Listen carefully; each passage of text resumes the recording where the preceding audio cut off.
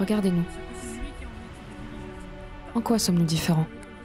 Comment noter ce qui nous dissocie quand il n'existe aucune définition de la normalité? Bien sûr, on est tous uniques à notre façon. Nous avons tous une particularité, une étrangeté, une bizarrerie. Mais voilà, il y a bizarre comme vous et différent comme moi.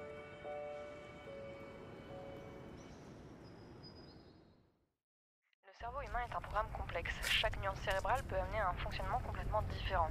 Au scanner, ces caractéristiques ressortent sous la forme de couleurs, et dès que l'une d'entre elles ne correspond pas au connu, elle devient atypique. Si on se fie aux apparences, on découvrirait alors un enfant étrange avec une autre façon de penser, d'agir, de communiquer.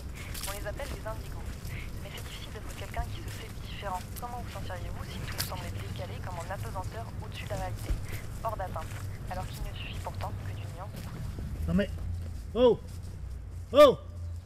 Vous regardez où vous allez? Ah ça, mesdames et messieurs, c'est la nouvelle génération, ça. Le casque vissé sur la tête, là. Tout le temps dans les étoiles. Regardez-moi là. Elle me regarde même pas dans les yeux. Encore une gamine perdue, là. Complètement foirée. Qui utilise sa différence comme excuse. Moi, ça me débecte. C'est gosse. Quel manque d'éducation. Heureusement que c'est pas la mienne. La première dame d'honneur de son Altesse Royale, Madame la Dauphine. Mademoiselle, vous m'écoutez? Vous pouvez répéter ce que j'ai dit? C'est pas de sa faute. C'est ce que je me répète tout le temps. Parce que j'ai besoin de m'en rappeler. Sinon, je vous jure, j'ai l'impression qu'elle m'écoute même pas. Elle est derrière sa musique. Et c'est compliqué de se retrouver face à quelqu'un comme elle, de comprendre à qui on a affaire. Surtout quand l'interaction est difficile. Du coup, elle s'enterre dans son ennui. Elle dessine à la place. Et pourtant, son travail ne m'a jamais dit qu'elle n'a rien appris.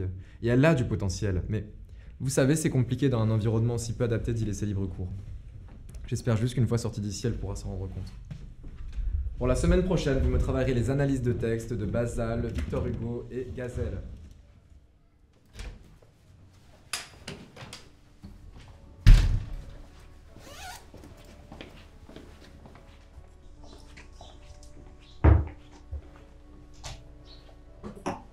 Ça va chérie? Tu veux passer une bonne journée? Elle ne répond pas tout de suite, mais je sais qu'elle m'entend, là où elle est au fond de sa tête. En attendant, je m'amuse toute seule. Tu as passé une bonne journée? Ah oui alors, j'ai découvert une chanson, elle est pépite. Vous voyez? Ici elle n'a pas besoin de faire semblant. Elle n'a pas besoin de se cacher, elle peut prendre le temps de mettre de l'ordre dans ses idées, de choisir ses mots. C'est important pour elle. C'est comme ça qu'elle fonctionne et je ne voudrais pas la changer. Regardez son visage. La journée a été difficile, elle le sent souvent. Les gens ont du mal à la comprendre. Et dans une société où tout va trop vite, c'est compliqué de prendre le temps de le faire. Ça demande de la patience et de l'empathie. Elle vous fera confiance, vous verrez. Moi j'ai confiance en elle. Et toi, maman, ça va? Vous voyez? Mon enfant n'est pas bizarre. Il a juste une façon unique de penser. Il faut cultiver sa différence, sinon on s'ennuierait à la maison. Si toi ça va, moi ça va.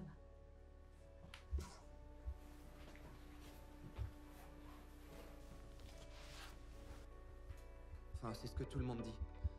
Parfois, je comprends pas ce que les gens veulent dire quand ils parlent, ce qui fait que je me sens seul, même lorsqu'il y a d'autres personnes dans la pièce. Alors tout ce que je peux faire, c'est m'asseoir et tripoter un objet. C'est ce que j'appelle mon comportement d'auto-stimulation.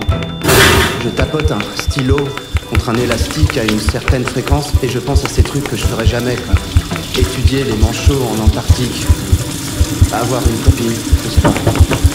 Je veux aller en Antarctique. C'est calme là-bas. À part dans les nids où les manchots se reproduisent. Oui, là c'est bruyant. Oui.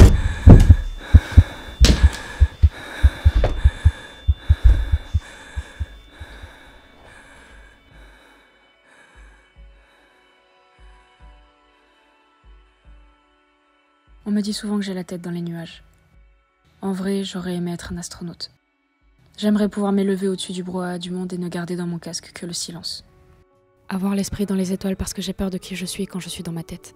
Je me conforte dans cette cachette où faire comme si devient la plus intense des entraves à mon esprit, enfermé dans mon silence, comme une confirmation puérile de ce que les gens pensent. On m'a toujours perçu comme un esprit cassé par son corps anesthésié, comme un astronaute qui appartient à la gravité. J'ai une oreille interne en équilibre, un regard à l'angle modifié. Peut-être que c'est ça mon côté bizarre.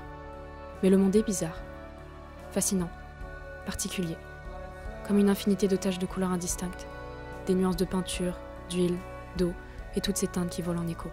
Chacun a sa propre nuance et moi, je suis indigo.